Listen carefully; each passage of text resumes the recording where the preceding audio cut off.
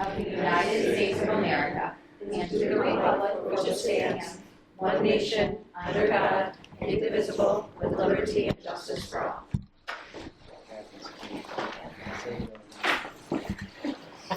Okay. Last time we were here, we went around the room and introduced ourselves, so I don't think we need to do that again, but I will do that for the people seated at the table, starting with my left. Mr. Klepp, you can just introduce yourself. Hi, Tim Klepp, trustee. Clint Derringer, board president. I'm board member trustee, and I'm the chair of the facilities committee. Matteson, facilities director. Andrea, Tuttle, superintendent. Sara, Delgado, assistant superintendent of teaching and learning. Okay. Are there any public comments tonight? Okay, seeing none, we will move along with our first agenda item, which is the STEAM committee, the collaborative. I believe you're going to start out. Is that right? Or Dr. I'm going to take it first. Dr. Tuttle's going to start, and then me. And then I'll turn it over to Dr.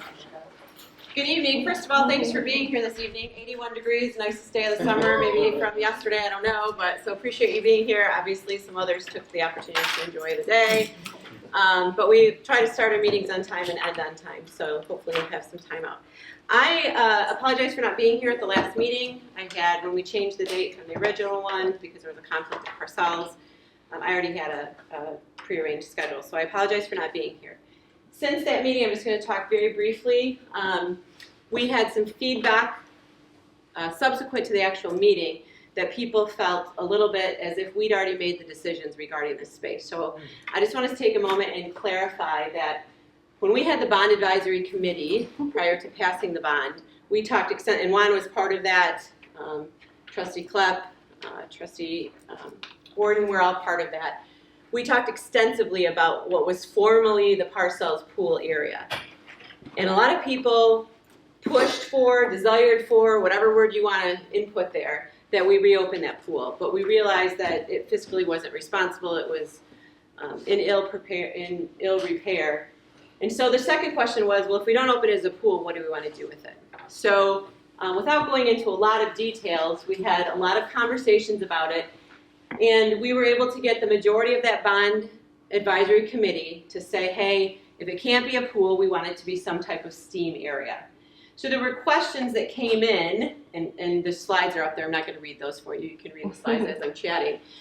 But the questions started coming in after this meeting, and a few of them, not all of them, that we already decided that it was going to be a STEM or STEAM space.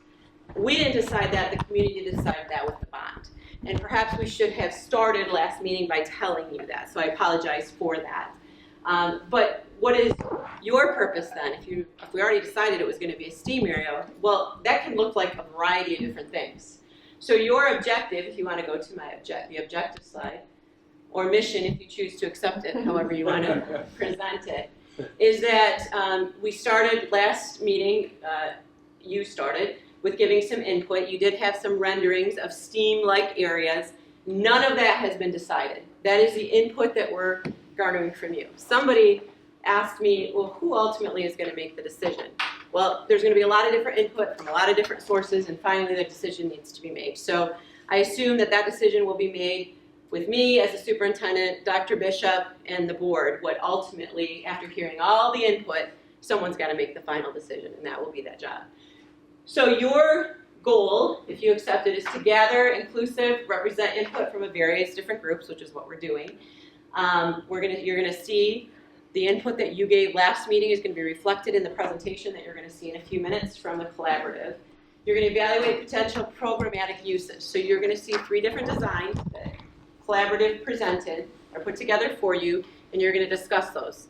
It's not as if you have to do 1, 2, or 3. You can change any of those or provide input to change any of those. Ultimately, like I said, the decision needs to be made at the district level. But you can talk about, hey, we need more open spaces. We need more classroom spaces. We need more maker spaces. Those are the things that we want to hear from you. And of course, we have experts in the room who work at the school as well, who can provide things as well. And then we will deliver a community-informed recommendation to administration and the Board of Education, who ultimately will make the approval. So I felt we had to back up a little bit and explain the objective. Are there any questions about the objective and why you're here? Because I didn't want any of you to feel that your time has been wasted, because it certainly is not. But that's kind of the historical piece of where we went. Any questions on that? All right, I'm going to turn it over now to Dr. Delgado, who's going to talk a little bit about our strategic plan, MyKIP, and how this all fits together. And then we'll get started with the presentation from Collaborative, where you're going to have a lot of input this evening. Okay, thank you, Dr. Tuttle, and I appreciate you kind of backpedaling us a little bit to set the stage for why we are here at this time and what your input is set up to do. So prior to diving in today, we just wanted to take a minute to focus on our strategic plan. What is up on the screen right now is what has already been approved by our Board of Education, and we are still working on the 5 goal areas. We presented them at the last meeting. We'll be talking about them at the subsequent meeting on June 9th. But if you don't mind flipping to the next slide, we really wanted to hone in on Goal 1 today. Goal 1 is academics and programs, and we feel like this is where we want to focus our work today. Last time we were together, we talked about the utilization of this space at Parcells for students and community groups. We want to make sure that this group understands, though, that our primary focus of this work is how this space is going to benefit our Parcells students during the school day. And so we're doing that by bringing our focus back to Goal 1, which is academics and programs. And as you can see, what we heard from our community when we went through the strategic planning process over there on the left of the screen are all the different areas that the community is really wanting us to work to focus our efforts as a district. If this is approved and we move forward, we will be looking at a portrait of a graduate next year, which if you're not familiar with that term, a lot of school districts engage in the development of a portrait of a graduate, which is essentially when our graduates walk across the stage at graduation next week and shake Mr. Chabnell's hand over there. What are we hoping that they're going to be able to do? What skills, what competencies do we hope that we will have provided them as they walk across that stage? And this space that we're talking about at Parcells has the potential to really provide some innovative experiences for our students at Parcells. You can go ahead and skip to the next slide.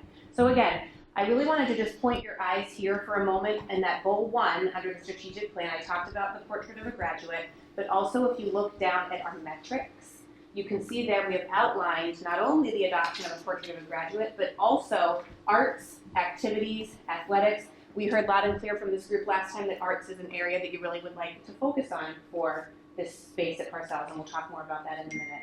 We just really wanted to bring our focus back to the strategic plan, the work that we're planning to do under our academics and keeping those opportunities at a high level for our students at Parcells. And now Ms. McDeal is going to stand up and talk a little bit about Parcells specific MyKIP and MTSS work that will lend into opportunities for project-based learning, student engagement in this space. So I'm hoping, good evening everybody, I'm hoping that we're going to see a lot of alignment in what Dr. Delgado said, what Dr. Tuttle said, and then bringing it down to the school level. So I'm here to talk about how our multi-tiered system of supports, or MTSS system, and our Michigan Integrated Continuous Improvement process, or MyKIP process, are all very aligned with the work that we're doing with the Parcells Commons Committee. So in terms of MTSS, our school-wide focus is on solid Tier 1 behavioral interventions with an emphasis on a strong, positive school community. So the Parcells Commons area really lends itself to that school community piece, allowing students to have access to cutting-edge facilities and to use their voice to continue to better our school community.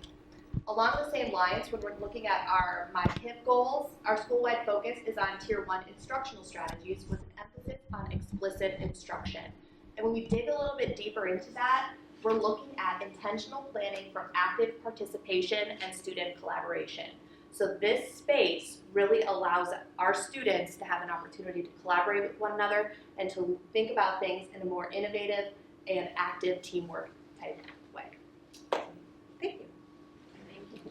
So at this point, Yeah. right, good, jump in? I'll jump in. Okay, awesome. Thank you for the introduction. So again, my name is Trey Meyer. I'm an architect with the Collaborative. I'll be the project manager on the Grosse Pointe Bond project as a whole. But something we want to do this meeting, based off of feedback from the last meeting, we gathered a lot of data, and it was more hard, multiple choice. This meeting, we want to gather more verbal, discussion-based feedback. So we skipped over the slides, but something we do a lot of times in our community group, meetings, what we call think, pair, share. So ideas, we're always thinking about what's being presented, but we want a chance to, with these small group tables, and I think we can start to combine maybe a couple tables together, But the thought is talk together as a group, small group, highlight things that you agree with, maybe disagree with, things that we're overlooking. Like, we want to know what are we missing in this process, and we want to get it from you all. So the thought is we're thinking about what we're presenting, we're pairing and discussing as a group, and then we're sharing out. So the idea is the past 10 minutes with the past bond into how the school is anticipating to use some of these project-based learning spaces. We want feedback on what you think of that. So with that, we're going to pause, and we can organize. I'm thinking if maybe a couple of tables combined, and then we talk for 3-4 minutes, and then we take 30 seconds to a minute to share out at each table, and then everyone can hear the feedback. And before we do that, we're gonna share the survey results from the last meeting, so that's not overlooked. But we want to stop at each section and make sure we're discussing it and sharing it out. So with that, I will start a timer, and again, this is the time to discuss what was presented over the last 10 minutes, and then we'll take 30 seconds to share out. Just to make sure we're hitting on our time slot, I'm gonna put a bow on this session. Rest assured, there's going to be multiple times for these small group discussions. I think it's all going to interweave together, so I'd imagine the discussions from this round will be brought up next round. But what I want to do is go around, and I'm going to start at the back table. If we can identify one person to take 30 seconds and share out a little bit about what you discussed. And it doesn't have to be just one person if you want to add in at the end, but I'm going to try and keep it succinct to the high level priority items to discuss. So at our table, we kind of recapped some of the ideas that were involved in some of the designs that we saw. Esports, we revisited some of the conversation about esports being MHSA sanctioned and providing college scholarships as opportunities. There was a question about whether the makerspace idea would be duplicative with what's available already at the public library, with that right next to Parcells geographically. And we talked for a quick minute about how shop class opportunities are decreasing. And we found out that there may be state funding available in what's called the Explorer program that helps kind of rekindle some of those hands-on learning opportunities. That's what we talked about. That's great. I saw some nodding at other tables. There seems to be a similar sentiment. I think we'll start to hit some of those comments in the survey results as well. So that's great. Thank you. Moving on to middle table. Absolutely. We really were, we had our discussion mostly pertained to teaching and learning in this space, talking about what we believe that Parcells students need. And we were thankful to hear that the space is primarily going to be dedicated and devoted to teaching and learning within the school day. And from our perspective, we, as teachers from the school, principal from the school, we are really looking at this with like a fine-tooth comb on the idea of innovative spaces for teachers to provide evidence-based, strong Tier 1 instruction. And we believe that that will meet the MyKIP and MTSS plans for the district as well as for the school. That sounds great. I saw a lot of head noddings as well. When we talk about Tier 1 instruction, is everyone familiar with what that entails? I see head nodding of like when we talk about innovative spaces, what those, yeah, head nods, okay, Yeah. Awesome, thank you. I'll move on to the last table. So we were thinking a lot about, well, like entrepreneurship, because that offers a lot with math, sciences, and actually social skills, which are not great. Yeah, great. Great to accept. And a lot of creativity, because we wanted there to be a lot of like things with classes and electives, but not to take over, because there's a lot of like orchestras and regular art and all these things that would kind of get pushed out of it because no one would want to take them. And we were also a lot about like hands-on, like a lot of the things that you can fill out sheets and you can do computer surveys or things like that in any standard classroom, but you can't really do, like you can't like make something on a pottery wheel, or you can't like run your own small business or something like in a classroom. You need a different space for that. That's great. Thanks for sharing. I think that's great, and I think you're queuing up some of the survey results from the first meeting, and it's more meaningful when we're hearing it out loud verbally. So I think we have some data to back up some of what we're hearing. I see a lot of head nods, which is reassuring. So this is all great information. Any holistic questions or comments before I move along to our survey results? Looking good. Awesome. So I'll move over this way, I believe. Maybe I moved too far from the computer. Do we have to reconnect? I think you have to clap 3 times and do 3 circles. That's what I was told. Thanks, Bree.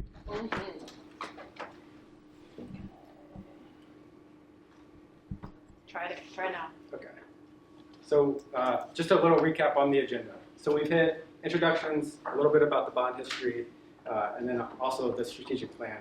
Now we're going to hit through survey results from meeting 1. We're going to hit some programmatic options. So how some of these spaces that the initial feedback we received based off of last round, again, trying to play those out. So we work in Excel sheets with square footages and charts, but we're designers, so we work in plan, so we're always laying it out. Again, this is not to say it's the final design, it's just how we process things, and we found it's effective with community groups like this to process how space can be put together. So we're hitting that, and then we have a visual listening exercise with the dot exercise to essentially, again, reiterate spaces we like or don't like. So that's what we have coming. As far as survey analysis, moving away from the computer. So statistics, we had 22 people participate last round. Some of the survey results we broke down by category with parent, teacher, administrator. But the high levels, we had 22 participants, so that'll be showing up through these results. The synthesis, so we took all of these results, put them in an Excel file, and started to manipulate and review the data and analyze. Again, we're visual learners, so we're trying to put them in a visual format. The takeaways, we put them as, we're calling them design mandates. We can call them something else creative or clever, but the idea is it needs to be student first. And this is based off the multiple choice answers, and honestly, a lot of the written responses influence a lot of this information as well. So student first and STEM inclusive. STEAM inclusive, sorry. So there's a lot of fill-in answers. A lot of our multiple choice answers didn't include art. What you all wrote in was that was missing. And like on the right, it starts to say like question 1 and 2. Like that's when we're talking about art was written in, that's not an option. So that's why we're saying, and also there's multiple responses where we said students need to come first. Parcel students need to come first. So that's why we're saying student first, STEAM inclusive. Flexible by design, a lot of comments about the idea that this space needs to be functional for teachers and flexible. So a lot of movable furniture was when the ideation of the comments is what we're talking about. Item 3 is the core program needs to be STEAM, which potentially includes robotic and CTE pathways. So that's, I think, something we want to talk about when we get into our programming, what that actually looks like, what those classrooms could look like. But that was consistent in both the multiple choice and the written responses. As far as the way it looks, it needs to be the student focused, but it needs to be warm and sleek. A lot of comments here were pushing back on the digital nature that it could kind of trend towards. The idea is, and thank you for mentioning the hands-on, the makers, is something that was pretty consistent throughout all stakeholders. So that's something we want to continue talking through. And item 5 was that, again, this place needs to be usable for the teachers. So to be usable, it needs to be flexible, it has to have the infrastructure. So how these integrate in the curriculum is something we, from a design team, want to give flexibility for the school to grow into on some of these programs that are going to continue to evolve. As far as, I'm going to hit each question. I'm going to move a little quicker through these, and then there's going to be a chance to discuss and share out of what we agree with, what we think is missing, what we think might be misunderstood. Question 1 was, what was your ideal vision? So this is where we talked about flexibility, the STEAM as far as the makeup of the spaces. It needs to be collaborative. It needs to have student-focused spaces along with classrooms. We talked about the CTE and career pathways. It needs to be incorporated, or the flexibility needs to be offered to the teachers. And it needs to be specific and inclusive for the parcel's age group. So that was the feedback there. The primary purpose, this was pretty clear that it needs to be somewhere that is exciting and somewhere that students can collaborate. That's a pretty clear answer. An item to highlight is the staff and structure and ops. While people didn't rate that highly as the highest priority, there's a lot of comments written that, like, even though it needs to be exciting and collaborative, it needs to be functional for teachers. So that was just something to highlight. As we move along, which programmatic spaces were the highest priority? This is where we start to read into, we had some options of dedicated classroom spaces versus some of our collaborative learning huddle rooms. The top would suggest that the classroom space was the highest priority, which is consistent with saying it needs to be functional for teachers. It's kind of how we're analyzing that data.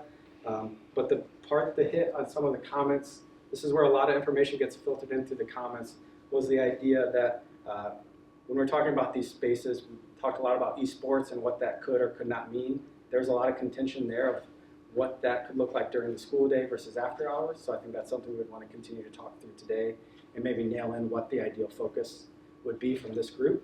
And then the student commons and lounge area was something that was not rated highly, but that's something that was written in the comments that it was needed to support the classroom spaces. So while it's not the highest priority, it doesn't mean it's not needed. So that was a good clarification in the comments. As far as design aesthetic, I think we hit this in the synthesis. We want clean, sleek, flexible, writable surface, trying to stray away from some of the digital technology. We did talk about the idea of, we had a nature-inspired theme, and there are a lot of comments that was like, combine A and B. And I think nature and the connection to nature came up multiple times in multiple questions. So that's something we're going to keep on top of our mind, along with the idea that we want to be very conscientious of the touch points with the technology and the screen specifically. And then what is missing and underrepresented? This is something that came up not only in question 6, but throughout, is the idea like we missed art in our options for you to select. So that was great feedback to hear. In our 4 programmatic options, we'll start to show art in all of those schemes based on this feedback. One thing to highlight at the very bottom, community access, may be worth highlighting and discussing in our small groups. Again, this goes back to earlier feedback that it wants to be Parcell student focused, but what does that mean for community? Does that mean the student's family? Does that mean a broader community? Participation as far as who can access the space? I think that would be good feedback from this group of what would be appropriate for Parcell's middle school specifically. And then finally, what is the biggest concern? So biggest concern, a lot of was the other, and that's how it integrates with the curriculum. I think all of this starts to tie together, so I feel like I'm repeating myself. But the comments kind of led back constantly to teacher usability, making sure it's a space that can be used. You don't want a space that's going to sit empty. So how do we do that? In our mind, I don't want to speak for you. I mean, this is where we can get more input from you. But in our mind, it's the ideas of the flexibility and coming from what the community believes the school district needs. So with that, we have a time to discuss at the table and do a group share. So we'll do another 5-minute group discussion. What we agreed with, what we felt was missing. And I can always revisit specific questions or slides if you want me. Raise your hand and I can flip it to that slide so you can review as you discuss. Could you take me to the slide that showed like the one is makerspace, robotics lab, like all of those in order? Thank you so much. Of course. So I would encourage you to talk as a group, and I can always continue flip slides as needed. I hate to cut off in progress conversations, but I want to make sure we get through all the content. We can always revisit at the end. So I appreciate that. I'm going to start at the front table this time, share out questions, concerns, what we saw with the survey data specifically that you agreed with, didn't agree with, anything that we might be missing. Yeah. Okay. We talked a lot about how to make this space most meaningful for the school and the students. We kind of tossed around the idea, is this going to be like a classroom sign-out process for teachers to sign it out? We talked about like opening it up to other schools in Grosse Pointe, you know, like if Mason wants to come and use the makerspace, they can come and sign up and maybe have some cross-grade collaboration with some of our middle schoolers. It all went back to that collaboration and communication piece, so we're still working out the details. Can I just maybe by show of hands or head nods, when we say open to the greater community, other school districts, are we in agreement that that's a good, I'm assuming after hours, maybe it's during school days, that's a good thing for this space, that it's a resource for the entire district? I see a lot of head nods. Or is it I would say good, but reservation? it's not the highest priority. Correct. Yeah. But that's still a criteria of the project, that the expectation after hours, it can be a resource for the rest of the district. Is that, okay, that makes sense, cool, sorry. And then you mentioned the classroom sign out. So the idea that, I mean, or maybe you can speak to that a little bit more to the group. We discussed whether specific teachers would be assigned to the classrooms in this space or if it would be open up to the whole school. We did not necessarily reach consensus, we were just kind of talking about it. Are there any, I guess, we're in this meeting to pull information, so I'm not trying to tease, but I'm trying to pull stuff. Does anyone feel strongly, like, should this be a dedicated staffed classroom versus a hybrid where you, I assume staff can check it out for a week to do a project? Are there any thoughts on how that could operate, or what you would like to see in your school put differently? I don't have an opinion, but to me, it almost feels like that would be really rubber meeting the road. If it was pure, if you assumed it was a sign out process, okay, what would motivate a teacher to want to sign it out? Because if it's not compelling, if it's not particularly useful to a teacher, then what's the point? They're not going to bother. You know, so. I can speak to that a little bit. We talked over here about how if this space is really focused on collaboration and communication and teamwork with our students, our staff would need some significant professional development on how to best use those strategies with the students and make sure that their toolbox is full of techniques to pull that out of the kids. I was noticing how like I have like quite a few teachers who like because of certain like things in my classroom, like my teacher, she can never do stations. So we end up just doing a lot of textbook work and things like that. So I feel like something like this, if it was assigned to a specific teacher, then a couple classes wouldn't be stuck doing textbook work, and then every other class might still be stuck doing the same writing every day and not getting like as much hands-on, which is supposed to be. Good point, Grace. Yeah, that's awesome. Thank you very much. And I'm going to wade in a little bit because I did take a field trip with the robotics group, specifically the idea of like the robotics curriculum maybe not happening during the day, but that doesn't mean that's never going to happen. So what I'm hearing, and I see head nods of like this idea of creating a space that maybe like offers some chance to grow into as curriculum grows and partnerships grow. That seems like that would create a successful project.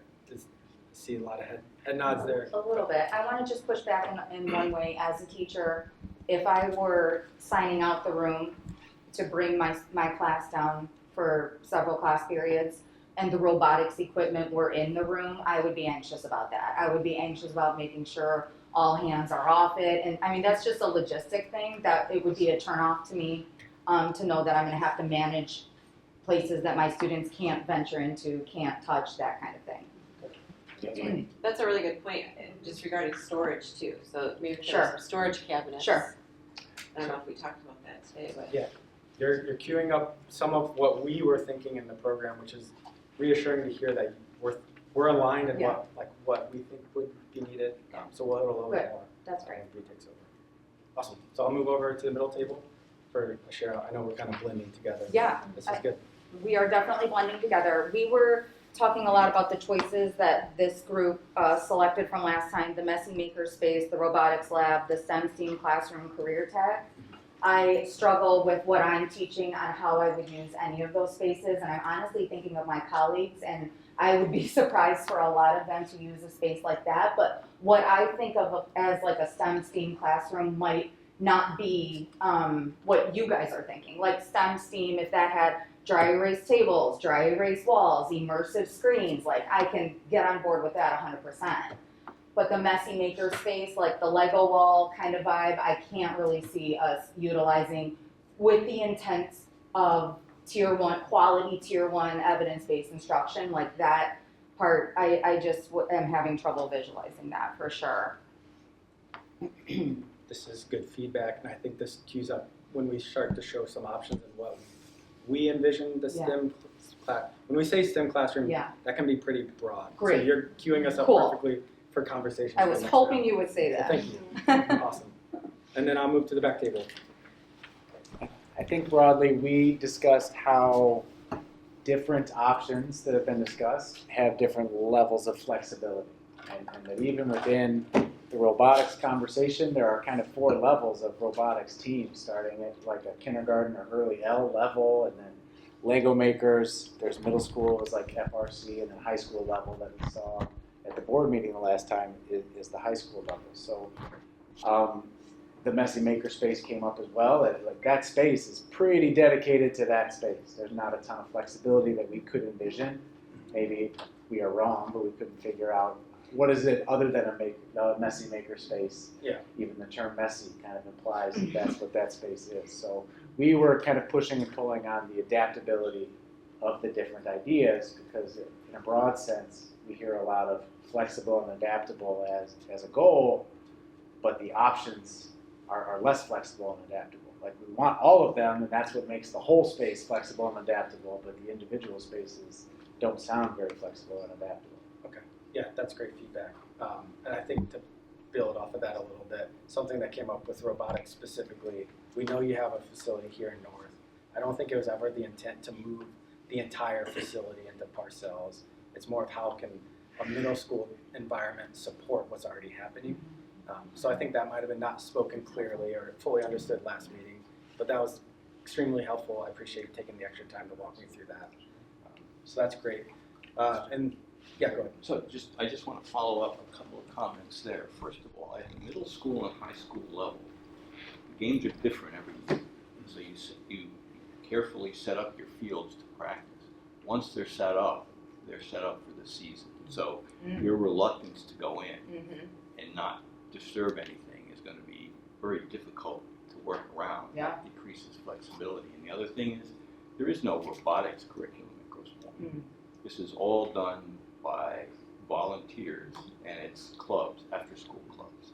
So it's really not a direct curriculum thing. It's after-school activities. Okay. Yeah. So that's like a space for potentially after school, but also a space that in the future, if there's curriculum that can help support coding or CAD drafting, that could be helpful for the program as a whole. That's great. And then when we're talking about makerspace, I was eavesdropping a little bit.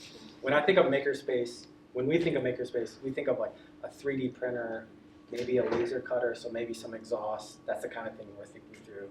Yeah, I can show some examples too of what like a messy makerspace might be. I'm wondering if that term messy is kind of causing some hesitation. I don't think the intent would be for it to look messy, but yeah, it's a space where it's very free flowing and kids can create and not be afraid to get some glue on the table maybe or something like that. I was kind of thinking more about usage. Is a lot of things like the student union at Parcells it's just not used often. I think that would not be available for after school things because of where it is in school. But like things like where there's a door to directly the pool and like things like that is if it was used after school more, if it was available for after school, it would be used a lot more. Because a lot of things like teachers need to get through a lot of stuff. Like some of my teachers are getting ready for midterms and exams and all the testing, and like they would never have time to come to something like this. Like they can't just like give up part of the curriculum to come to something like this. So if it was available for after school or after school projects and things like that, it would, I think, boost the usage a lot. Because a lot of these things sound really cool, but like some teachers just don't have time for that. Yeah. Before I move on, I'm going to ask a follow-up question. Would you be more comfortable, and you personally, after hours, not to single you out, sorry, but after school hours, like in more of a loungy, like relaxed space, or like would you picture going to a classroom to meet with other students or a teacher? I think a mix of that would be good. Because like this is just this. I don't know if it goes like against the footprint or anything. Like walking in and having like a central area with rooms around it, I feel like that would kind of make sense. Because that way, like maybe you're gonna meet up in the center and go to a certain room. Because maybe you signed up to be there that day. Yeah. Like something like that, I feel like would, to me personally, make the most sense. Awesome. Thanks, Bill. That's great. I appreciate all the sharing out and feedback. This is a great use of everyone's time. Yeah. I'm going to hand it over to Bree Perfect. Go through some programming. Yes. So thank you for all of the feedback that we got from the surveys last time. That was incredibly helpful to kind of go through, and Trey kind of talked through all those findings. We were attempting to kind of take some of those findings today and start putting them in a floor plan view, if you will. We're gonna see 3 different floor plans, and we'll go through all of them, and at the end there'll be a slide that kind of shows all of them so you can see all of them at once. But these are all just starting points. They're all very, they can kind of be almost like granules, like pick and choose which ones you like of which ones. But just kind of wanted to go through some early concept plans based off of that feedback that we heard from last week. So starting out, these are some pretty boring spreadsheets, but just wanted to kind of walk through, like Trey said, we start out by working in an Excel sheet. And really what this is those 3 separate floor plans based on the spreadsheet, or based on the floor plan usages. So you can see that we're calling each of these concepts 3 different names. We've got focused learning for the first one, collaborative exchange for the second one, you can see it at the bottom, and connected commons. Really the differences that you can see on this slide here are going to be where the square footage is being used. So you can see that with the focused learning space up here at the top, there's quite a bit more square footage dedicated to more of that classroom space. So you can see that we're calling them STEM classroom. STEM is kind of that overarching term for this is a classroom learning environment. Necessarily what is happening in that classroom, I think, is still up in the air, and we're still kind of determining as a group today and over the next coming weeks. But that's kind of the main difference with that first one, is there's more of that kind of dedicated teacher or student learning space. You can see that we don't have anything under the technology section for this one, and we've got about 2,000 square feet of common space in here. We're also showing an arts classroom as well in all 3 of the schemes. And then you can see how, as we transition to that second scheme, the square footages start to change up a little bit. You can see we've got a little bit, we've got a little bit less square footage for the actual learning environments, and maybe a bit more for that collaboration space. So that's kind of where we're talking about, do you want more dedicated, focused learning, or do you want more of a bit informal learning for students to be able to collaborate with each other? And then our third option is the connected commons. So you can see the overall square footage is a lot smaller down here at the very bottom. Is a lot smaller, and this would be an option where if we were to keep everything on 1 floor rather than having a 2-floor space. We've talked about some of the benefits of what the 2-story floor plan would give, more of that connection between the space, just a bit more usable square footage. But after hearing some of the comments from last time, if it's not necessary, do we need to over-engineer this space? Do we need all these spaces? So it's just something to explore. If we're able to get all the programming elements within 1 floor plan, is that maybe the best option for this district? So with that, I'll kind of go through and show option 1 based on a floor plan option. So you can see the first level, the entry level, is going to be on your right. And when you would come in those first doors, you would have an open central space that would connect you down to that lower level. And then we're filling in with a bit of open collaboration seating, as well as the arts classroom, a STEM room, and a small maker space. The lower area would have, again, some more open collaboration space, and then a couple of STEM rooms. We're showing different functions that could happen in each of those. Maybe it's a robotics type class. Maybe it's an intro to robotics, almost like a middle school, like, hey, this is what you could be doing if you were to join the robotics team. But again, these are all just kind of free-flowing programming elements within those. So that's option 1. We've got option 2, which shows a slight different layout. Again, we're showing that STEM classroom and a maker space on that entry level. But as you come in, almost to Grace's point there, we've got a little bit of an open collaboration right when you come in that front door, surrounded by the art, STEM, and maker space. As you were to go down the stairs and open that up, you'd be greeted by a lot of open seating and collaboration, as well as some small huddle rooms.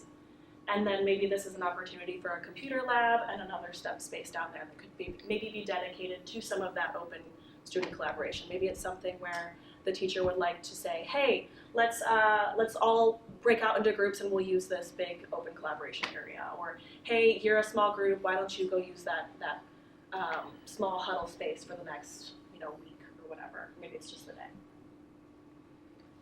And then the third option, showing the single floor option.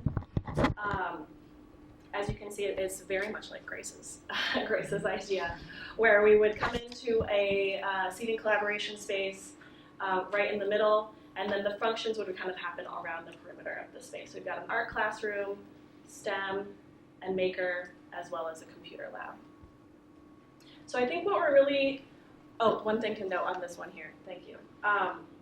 One thing to note with this single floor option, there would be an opportunity to potentially give access to an outdoor connection.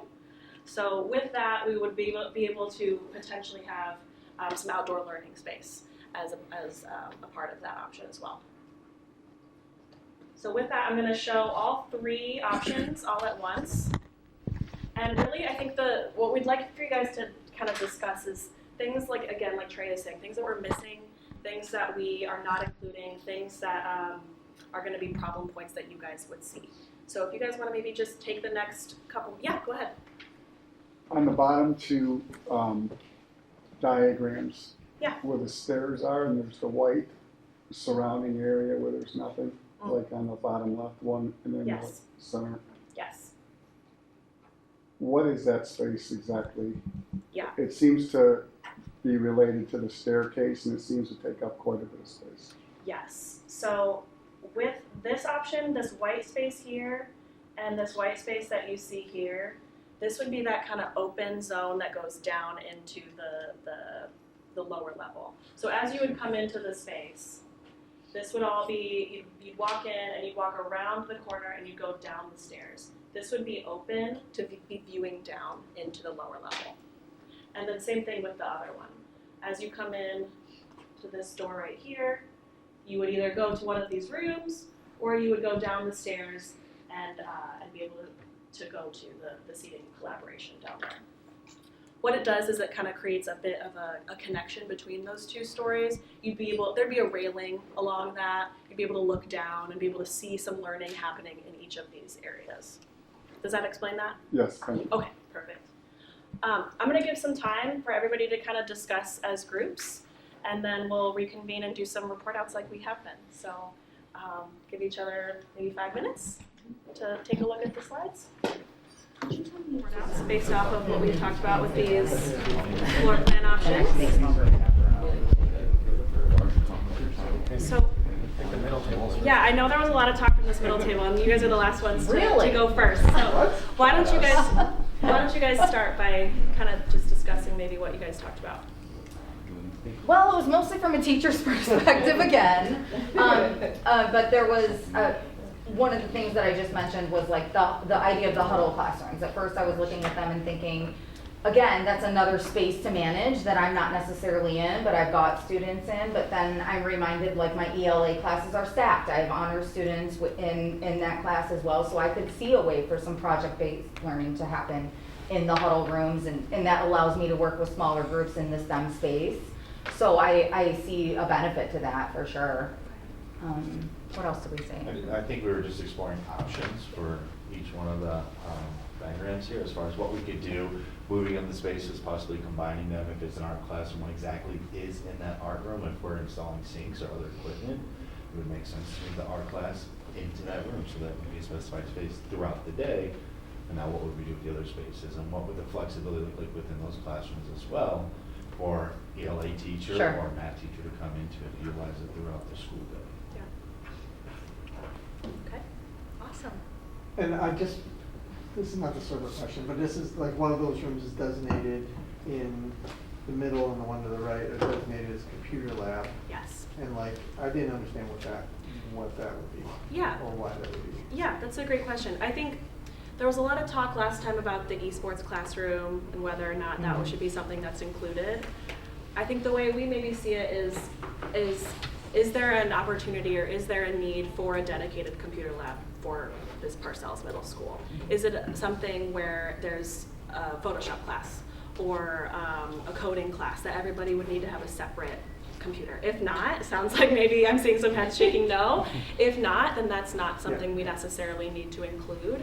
It's that green box that you see is still the same size as a classroom. Yeah. So if that were to just be relabeled as a STEM classroom, that can happen as well. In that case, like that one floor becomes more palatable to me, because otherwise you're talking about one STEM classroom out of all this whole project Right. that you're doing. Right. And so.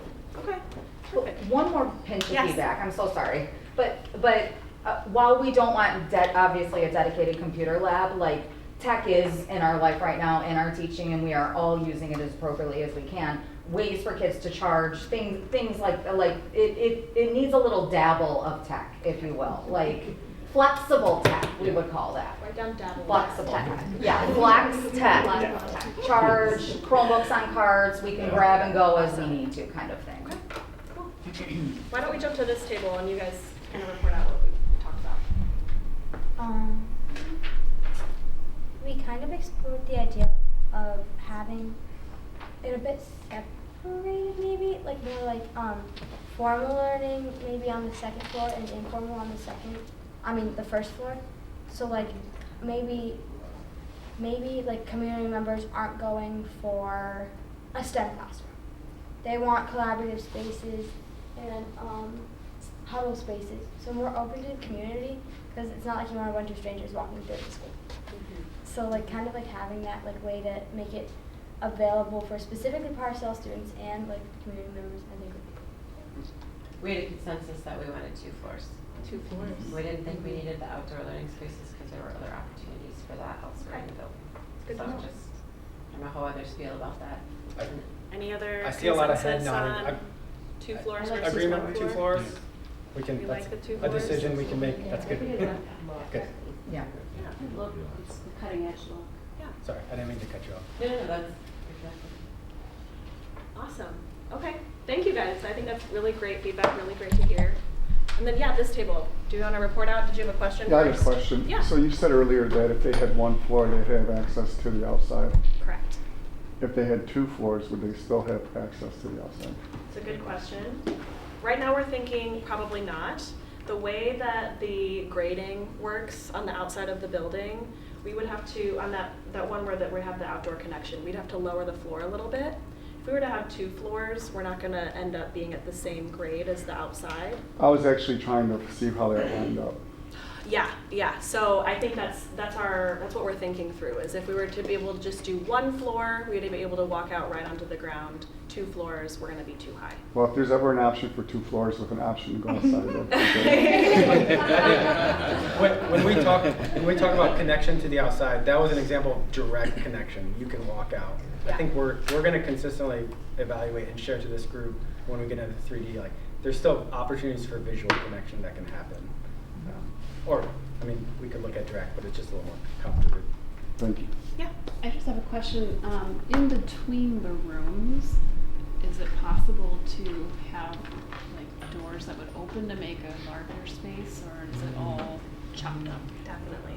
Yes, I think that's something great to point out. We would love to find opportunities to do that. If there's 2 spaces that work well next to each other and they would like to kind of talk to each other or interact, that's definitely something we would love to be able to put those right next to each other. Same thing with any of these, honestly. With this one here, maybe it's an opportunity where it opens out into this collaboration space. So I think that's a great point. Are there certain spaces that you could see wanting to be next to each other? I think just the opportunity, like if you wanted to bring down a couple of classes and they're working, or it just makes the space more usable. Okay. And the teacher needs to be able to see the huddle rooms too, like what's going from wherever they are. They need, like these are middle school kids. We gotta have eyes on the prize, for sure. I'm going to jump in for a minute because I want to respect people's time, and we're already a little bit over. So the next activity involves this board in the back. I'm going to have you explain that in a minute in your dots. But before you do so, I'm going to skip ahead and show you the future dates. so that everybody knows, and that, I'm gonna leave that as your ticket out the door. You put your dots out, you can leave, so they're gonna explain that in a minute, and then we will start by revisiting that and the dots next time. Are you cool with that? We were on the same. On the same page, because I want to respect, I know people have things to do and have scheduled appropriately. So the future dates you can see, we don't need to go over those. So I'm going to turn it over to you if you can explain the activity, give them the ticket out the door, and then we'll start there. Yeah, Yes. so the idea is we're collecting this data, we're gonna try and get things into 3D based off this feedback, so those plans and spaces will adapt. Bree and I are gonna stand next to the boards. You each have two green dots, 2 red dots. Yep. We have some example of spaces. So the idea is green means good, red means bad. Put your dots, 1 dot per space, and tell us what you like or dislike visually, and we'll, as you're walking out, stick them on, and we'll recap. Thanks. 2 things, you can't put more than 1 dot on any one square. So you can't put both your green dots on one square, both your red dots, so that's the first thing. Second thing, please note that the next meeting starts at 5:30, not 6:30. So make sure you're aware of that. That's because we don't have policy before that night, so that's why. All right, any questions about the directions? Thank you. Thank you, have a great night. Do your activity before you leave, and we appreciate you coming.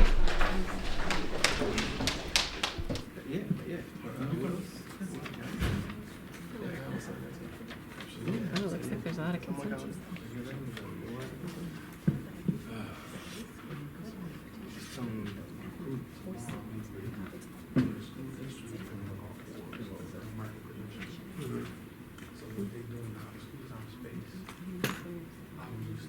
That's what Holly just said.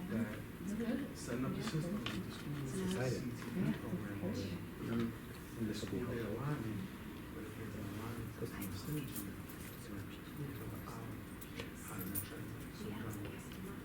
You have the system.